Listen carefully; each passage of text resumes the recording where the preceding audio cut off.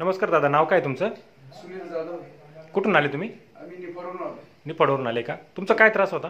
माझ्या हाताला आहे ना, हां म्हणजे जवळजवळ 1.5 वर्षापासून आहे ना, हो. पडल्यामुळे दुखत होतं. हां, हां. दवाखान्यात गेले, खूप गोळ्या खाल्ल्या, काही फरक पडला नाही. फरक पडला नाही? नाही. पण आज तुमच्याकडे आलो. हां, ट्रीटमेंट घेतली आपण. 100% गुण पडला. एवढं पहिल्याच चक्कर मध्ये पडला. हो. आणि गुडघ्याचं काय झालं होतं? गुडघ्यात सुद्धा मला पळता येत नव्हतं, काय नव्हतं. हां. पण गुडघ्याचं सुद्धा एवढा आराम पडलाय हो.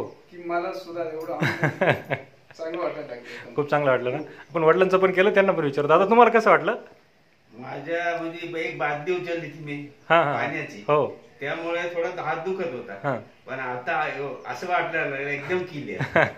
बरं का? आणि हाताला मुंग्या येत होते ना, हां हां ते पण कमी झालं. बरं, काहीच नाही आता, मुंग्या नाही, काय मुंग्या येत नाही आता, काहीच नाही, व्यवस्थित होऊन गेलं ना? एकदम व्यवस्थित. आई, आपलं काय होतं? एवढा भागच दुखत होता ना. पाय दुखत होता जास्त. किती दिवसापासून होता तो?